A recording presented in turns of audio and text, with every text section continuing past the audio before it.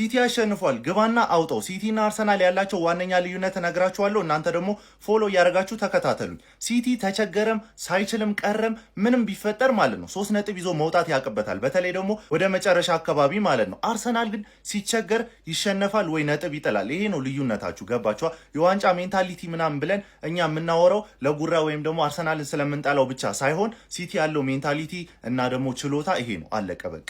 እንዴትም ቢሆን ተቸግራችሁ 3 ነጥብ መያዝ ከቻላችሁ ምን ትፈልጋላችሁ? አርሰናል ግን ሲቸገር ሰሞኑ ስላየነው ነው። ለማንኛውም ግን ሲቲ አሁን 2 ነጥብ አድርጎታል። ልዩነቱ እኩል ጨዋታ ተጫውቶ ነገ ደግሞ አርሰናል ከኛ ጋር የሚገርም ጨዋታ ይኖረዋል ማለት ነው። ይህንን ጨዋታ ደግሞ እኛና የአርሰናል ደጋፊ እንዲሁም ደግሞ የሌላም ደጋፊ መምጣት ትችላላችሁ። ቫምዳስ ላይ ከ11 ሰዓት ጀምሮ ቀጠሩ ይዘናል። አንድ ላይ እያየን ልንቀውጠው ማለት ነው። ወይ አርሰናል ይደሰታል ወይ እኛና ደግሞ ሌሎቻችን 19ኞቻችን ተደስተን ምሽቱ ይጠናቀቃል ማለት ነው። ከ11 ሰዓት ጀምሮ ቫምዳስ ላይ እንጠብቃቸዋለን። ምን ይባላል? እሺ አሁን ይሄ ምን ይባላል? ይሄ ድግምታም የሆነ አሰልጣኝ እንዴ! የለፈው ሌላ የሚበላው ሌላ።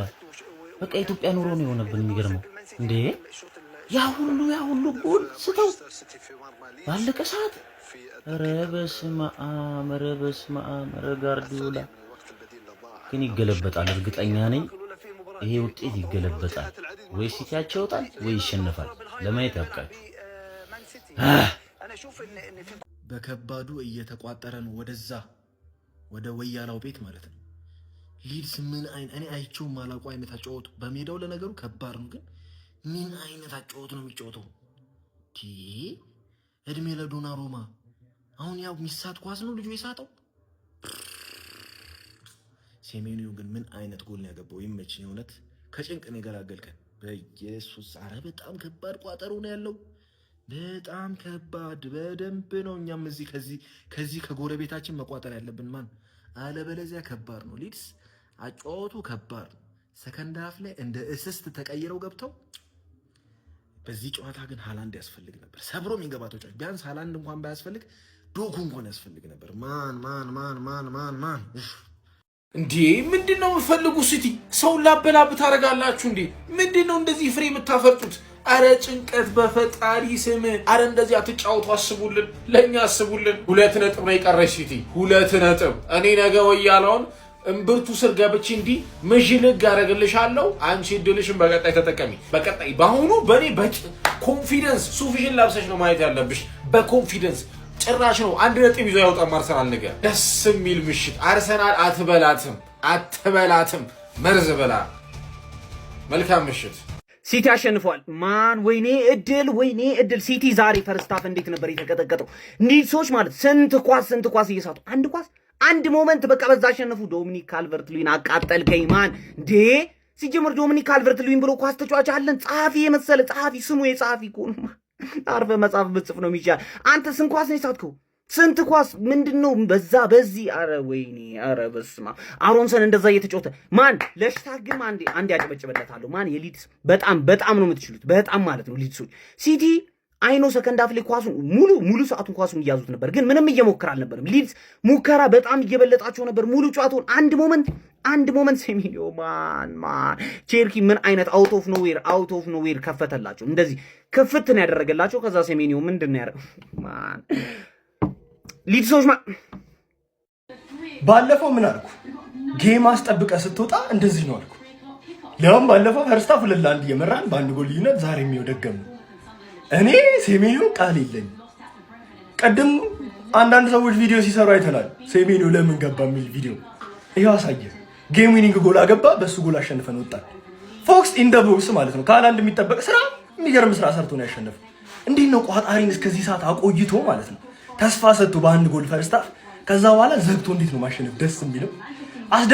አስደብረን ያስተኛናቸው በአንድ ጎል ልዩነት አለቀ በቃ። እኔ ሲጀመር ምን አልኳችሁ ከጨዋታው በፊት? ዲፌንስን አምነዋለሁ ከምንም በላይ። አረ ጌህ እንዴት ነው የሚችለው? አረ በስማ በቃ ምንም ጭንቀት የለም። በቃ ቴምፖ እንዴት እንደሚያረጋጋ ረጋ ያለ ተጫዋች። ኳስ አስነስቶ ይሄዳል ከኋላ፣ ወደፊትም ኳስ ያደርሳል። ዲፌንስ ላይ አንደኛ። በቃ ሩበን ዲያዝ እና ዛሬ ሩበን ዲያዝ ራሱ ምርጥ ነበር። ሌላ ማውራት የምፈልገው ነገር ቢኖር ደግሞ ሳቪኒዮ ገብቶ ውስጥ የሰራውን ስራ ንገሩኝ። ምንም አንድ ሌላ ፋውል ሰርቷል። የሚገርም ፋውል፣ ቢጫ ያሰጠው ፋውል። ሊሄዱ ሲሉ የሚገርም ፋውል ሰርቷል። አለቀ። ልጁ እኔ ልንገራችሁ ድሪብል በጣም ጎበዝ ነው፣ ግን እንደ ኳስ ተጫዋች ብዙ ነገር ይቀረዋል። በጣም ብዙ ነገር ምንም የሚያውቀው ታሪክ የለም እኮ በቃ ኤንድ ፕሮዳክት የሚባል ነገር የለውም። ኤኒዌይ ዛሬ እንደ ቲም ማለት ነው ያን ያህል አልነበርንም፣ ግልጽ ነው። ግን ውጤት አስጠብቀን ወጥተናል። 3 ነጥባችንን አግኝተናል። በ2 ነጥብ ሆኗል። አሁን ምንድነው ቼላው ነገ የሚጠበቅብህን ታውቃለህ። ቼላው ወንድም ጥላ ነገ የሚጠበቅባችሁን ታውቃላችሁ።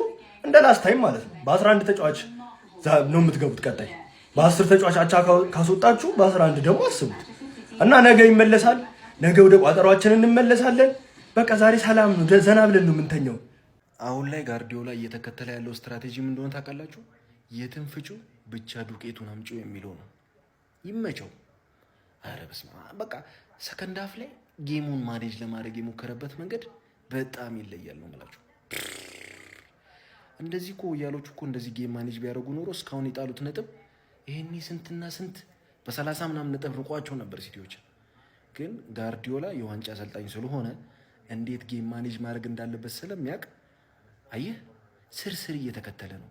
አንተ ብቻ የነገውን ውጤት ጣልለት። እንዴት እንደሚበላው እንዴት እንደሚርቅ ያሳያል። በነገራችሁ ላይ ዛሬ ማለት ነው አንዱ ጀለሴ ጨዋታው እንደዚህ ያልቃል ብሎ ልኮልኝ ነበር። እኔ ምን አልኩት በኢንቦክስ እመነኝ፣ የዚህ ተቃራኒ ካልሆነ እመነኝ ብዬዋለሁ። የዛሬው አልፎልኛል፣ የነገው ነው የሚጠበቀው። እንግዲህ ቼላ ወንድም ጥላ አታሳፍረኝም። ይመቻችሁ። ለማንኛውም ፎሎ፣ ላይክ፣ ሼር ማድረግ እንዳይረሳ። ማንቸስተር ሲቲ ከአስጨናቂ ጨዋታ በኋላ 3 ነጥቡን ሰኪር ማድረግ ችሏል ማለት ነው። በጣም ከባድ ጨዋታና ከባድ ፈተና ነበር ከዳንኤል ፋርክ ሊድስ የገጠማቸውና በዚህ ጨዋታ ላይ ሊድሶች አትሊስት በመጨረሻ ደቂቃ ላይ በደበደቡት ምክንያት 1 ነጥብ ይወስዳሉ ብዬ እየሰጋው ነበረ ማለት ነው። ነገር ግን ያን ማድረግ አልቻሉ። ማንቸስተር ሲቲ 1-0 በሆነ ውጤት አሸንፎ 3 ነጥቡን ሰኪዩር አድርጓል ማለት ነው እና ይህንንም ተከትሎ በዚህ ጨዋታ ላይ ማርክ ጉሄ በጣም የሚገርም አቋሙን ያስመለከተ ማለት ነው። ማንቸስተር ሲቲ በዚህ ዓመት ይህንን ዋንጫ የሚያነሳ ከሆነ ፕሪሚየር ሊጉን ማርክ ጉሄን ዋንጫን ያስፈረመው ማለት ብዙ ማጋነን የሚሆን አይመስለኝም ማለት ነው። ዛሬ ማርክ ጉሄ በጣም ቤስት ተጫዋቻቸው ነበረ። ዛሬም ብቻ ሳይሆን ሌላም ቀን እንደምናውቀው ማርክ ጉሄ ምርጥ አቋሙን ነበር የሚያሳየው። ዛሬ ደግሞ እጅግ በጣም ምርጥ ተጫዋች ሆኖላቸው ነበር ያመሸውና የማንቸስተር ሲቲ ፋኖች እንኳን ደስ አላችሁ ብያለሁ። ሲቲ ማሸነፈ አግብቶ በጊዜ ቼልሲ የኛ ጀግና በጾሙ ደግሶ ያደርግሻል ሚዜ ብሏል። ይሄ ለኛ ያበደ ውጤት ነው። ነገ ከተጠቀምንበት ፕሬሸር ውስጥ ያለውን አርሰናል ነው የምናገኘው። እዛ ኤሚሬትስ ሄደን እንዴት ነው ፕሬሸር ይቋቋማል አይቋቋምም የሚለውን ቼክ የምናደርግ ይሆናል ማለት። ይሄ ቲም ግን አንተ እኛ እዚህ ሜዳ ላይ ምን ያህል እንደቸገረን ታስታውሳላችሁ። ያለ ሃላንድ ያለ ዶኩ በአንድ ጎል በሴሜኒዮ ብቸኛ ጎል ብቻ 3 ነጥቡን አፈፍ አድርጎ መጣ። ስለ በቃ አንተ ቆርጧል። ይሄ ቲም ወስኗል እስከ መጨረሻ ለመታገል። የምን 10 ጌም ነው እስከ መጨረሻዋ ጠብታ ደም ጠብታ ድረስ እንፋለማለን አይነት ኬዝ ማለት። ማንዬ ሊድስ ሞከረ፣ አልቻለም፣ ማስቀባት አልቻለም። እቺ ለኛ ከተጠቀምንባት ያበደች ውጤት ነች። ነገ ክሊክ ማድረግ ነው ኤሚሬትስ ላይ ሄደ። ማንቸስተር ዩናይትድ ማለት የማንቸስተር ሲቲ አሸንፏል። ያው ነው ጎረቤቴ ማንቸስተር ሲቲ። እኔ አባቱ ነኝ፣ እሱ ደግሞ ልጄ ነው። ስለዚህ ከሊድስ 0 ከማንቸስተር ሲቲ 1 የተረዳናቸው 3 ነገሮች፣ አንደኛ የዘንድሮ የእንግሊዝ ፕሪሚየር ሊግ አሸናፊ ካሁኑ ታውቋል። ማን ነው? የማንቸስተር ከተማው ማንቸስተር ሲቲ። ሁለተኛ የዘንድሮ የማንቸስተር ሲቲ አጃቢ ወይም ሚዜ እንደተለመደው ታውቋል። እሱ ማን ነው? ራስህ ታውቋለህ። ሶስተኛ ዘንድሮ ዋንጫው ከማንቸስተር ከተማ እንደማይወጣ ታውቋል። ይህ ነው የዋንጫ ቲም። ፈርስት ሃፍ አስጎመጀ፣ ባለቀ ሰዓት ክትት፣ ሰከንድ ሃፍ እንድትቋጠር ፍሬህን ይዘህ እንድትቋጠር ያደረገህና ይጨርሷል። ፔፕ ጆሴፍ ጋርዲዮላ ይችላል። ዘንድሮ ዋንጫው የሲቲ ነው። አጃቢው ደግሞ ሚዜው ማን እንደሆነ ታውቃላችሁ። እኔ ደግሞ ጎረቤቱ ነኝ። ስለዚህ እኔ አባቱ ፈላው ደግሞ ልጄ ነው። እኔ ደስ ብሎኛል። እርሶስ ደስ አላሉትም? ነገ ደግሞ ወያለው ይጨነቃል። ነገ ደግሞ አርቴታ ይጨነቅና ነገ ደስታ በደስታ ነው። ታስታውሳላችሁ ማንቸስተር ዩናይትድ ከፓላስ ተጫውተው ፓላስን አሸንፎ ቀጣይ ቼልሲ ከአርሰናል ነበሩ። በ10 ተጫዋች አቻ ነው የወጡት። አሁን ደግሞ በ11 ተጫዋች ስለሚጫወት ቼልሲ ይለጠልጥህና ሞራልህ እስከ መጨረሻ ድረስ ይበጠሳል። አቋማ ይቀጥላል። ቋጠሮ በእኛ ያምራል። አቋማ ለሰላም አቋማ ለጤና እኔ እንደ ዛሬ ልብ ድካም ዛሬ ነበር ልብ ድካም ቢይዘኝ ቅዱስ ዛሬ ነበር የሚይዘኝ። እንዴ በዚህ ነው ያለክ እግዚአብሔርን አንተ ወያላግ ለራስ ቲም እንደዚህ ቋጥርኛል እንደዚህ ከምትቋጥር ለራስ ቲም ቋጥርና ዋንጫ ብላ የምትችል ከሆነ ወይኔ ኧረ ምን እየሆንን ነው?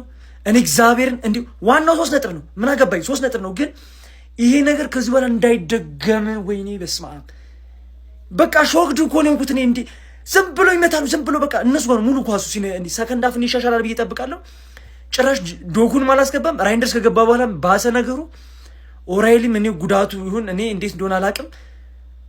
ምን አገባኝ ነገ እመጣልሃለሁ። ወይኔ ዛሬን ያወጣህን ለአደን የወጣ አንበሳና የቆሰለ ልዩነት የለውም። ያራዳ ልጅ ካገኙ አይምሩህም ነው የምልህ። ማንቸስተር ሲቲ እና ደግሞ ዋንጫ ከተገናኙ ወደኋላ የለም ወደፊት እንጂ። የፔፕ ጋርዲዮላ ሰራዊቶች ማነፍነፍ ከጀመሩ እንደምትመለከተው ነው እጅግ በጣም ፈተና የበዛበትን ጨዋታ 1-0 በሆነ ውጤት ያለ መሪያቸው ጭራቁ ኤርሊንግ ሃላንድ ገብተው 3 ነጥባቸውን ይዘው ተመልሷል። ከሜዳቸው ውጪ መጣው ማለት ነው። ያራዳ ልጆች በሚያስገርም ሁኔታ ምን አለፋ ምንድነው ተጫዋቾቹ ዲያዝማ ትክክለኛ በቃ ሊደር ነው። እንዴት ደስ ይላል በእናትህ። ሮድሪ ተመልሷል።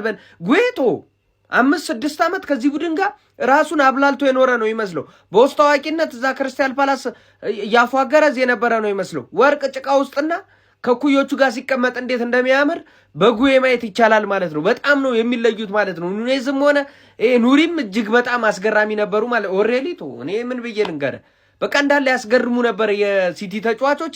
ፔፕ ጋርዲዮላ አነፍንፏል። ያራዳ ልጅ ፔፕ ጋርዲዮላ አነፍንፏል።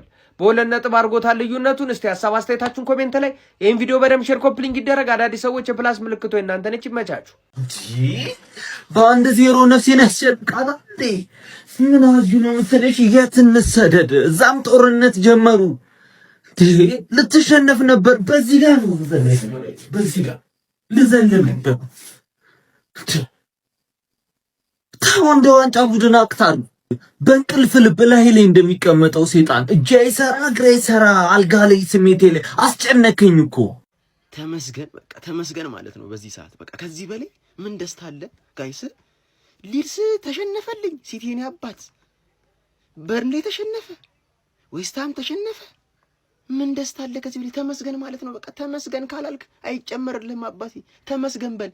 በተለይ እላይ ያለክ እኔ እላይ ያለክ ቀበሌ እላይ ያላችሁ ቀበሌዎች ማለት ነው ስታማሩ ሳይ እኔ አዝናለሁ።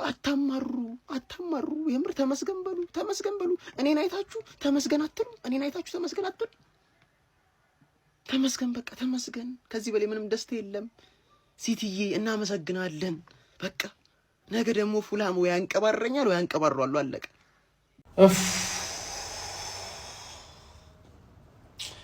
አላልፍልህ አለኝ እኮ በእናትህ ቋጠሮ ምን እሺ ነው በእናትህ። አሁን ፈርስት ሃፍ ያቺ ስተት ብቻ በገባባችሁ በቃ በዛው አልቆ ወጣ። ዳንኤል ፋርክ የሚባለው ደግሞ ካለቀ በኋላ ሄዶ ከዳኛ ጋር ጣልቶ ቀይ ማን አባ መጀመር 90 ደቂቃ ሙሉ ስራውን አሰራም ነበር። ባለቀ ሰዓት አንተ ኡናይ ኤምሪ የወራጅ ቀጠናዎች ኡናይ ኤምሪ ምን አባ ነው የምትቃጠለው? ካለቀ ሰዓት በኋላ ከኛ በላይ አልተቃጠልክ። አትወርድ አድክም። የአርሴ ደጋፊዎች ሲቲ አሳማኝ አይደለም፣ ብቃቱ የለውም፣ ብዙ ቡድኖች ይመጣጠኑታል ብትል ከሆነ ልክ ልትሆን ትችላለህ። ግን ሌላ የሚያሰጋው ነገር ምን እንደሆነ ንገርህ። ትዝ የሚልህ ከሆነ አመቱ ሲጀመር እኮ ራሱ ይህን ሲቲ አይተነው ነበር። ከዛ ዶራኑማ ተጨመረ፣ ተከላካዮቹ ባንዴ ቻሉ። አሁን ጎሂ እኮ ነው ያለው፣ ጎሂና ዲያዝ እኮ ነው ያሉት። የዛኔ እኮ 8 ጌም ሲያሸንፉ ጋቫርዲዮል እና ዲያዝ ነበሩ። አሁን እንደውም ትንሽ አፕግሬድ አድርጓል፣ ተከላካያቸው አፕግሬድ አለ። ዶናሩማ ደንቆሮ ነው፣ አይሰማህም፣ ጭራሽ ነው ማይሰማ። ስለዛ እንደምንም ብለው አንድ ጎል አግብተው ይዘው ማስጠበቅና መውጣት እኮ ከቻሉ እኮ ችግር ነው ማን። ባለፈውም ልክ እንደዚህ አይደል ያስጠብቀው የወጡት ሰከንድ አፍ ተበልተው። አረ ማን ችግር ውስጥ ነው አሁን። ነገ ሃንግማንን አሳማኝ አገራረፍ መግረፍ አለብን፣ አሳማኝ አገራረፍ ማለት ነው። እኔ በጣም አሁን በቃ ሲቲ ስለሚጥል አይደለም እኛ የምንበለው፣ እኛ ስለምንችል ብቻ ነው መብላት የምንችለው። እና እንደምንችል ነገ ማሳየት አለብን አባቴ፣ ነገ ማሳየት አለብን። እነዚህ እናታችሁ እኛ አሪፍ ስንሆን ነው እንደ እናንተ የሚገባችሁ። ታይትል ሬስ ነው ያለፈው ዓመት የት ነበርክ? 5 በተከታታይ ማለት ትችል ነበር እኮ አድክም። ወይኔ በእናትህ ሊድስን በቃ እንዲህ አይኑን እያዩት ፕሪሚየር ሊግ ነው። ወልቭስ ባለቀ ሰዓት አግብቶብናልና በቃ ምን ይታወቃል፣ ይሄም ወራጅ ቀጠና ነው ብዬ እንዲህ አይኑን እያዩት በቃ ይኸው ጨዋታው አለቀ። አሁን 60 ነጥብ ምናምኗን ቀንሱልን፣ አሁን ቀንሱልን። ወይ ደግሞ ቢያንስ ማለት ነው የፈለገ ክሱ ነፃ ቢሆን 5 ነጥብ የምታስቀንስ ክስ ግን ነፃ አይሆንም። በቃ ስለዚህ አለ አይደለ ወሬ ብቻ መሆናችሁን ህዝቡም እንዳይሰለቸው 5 ነጥብ ቀንሳችሁ አጣሩልን።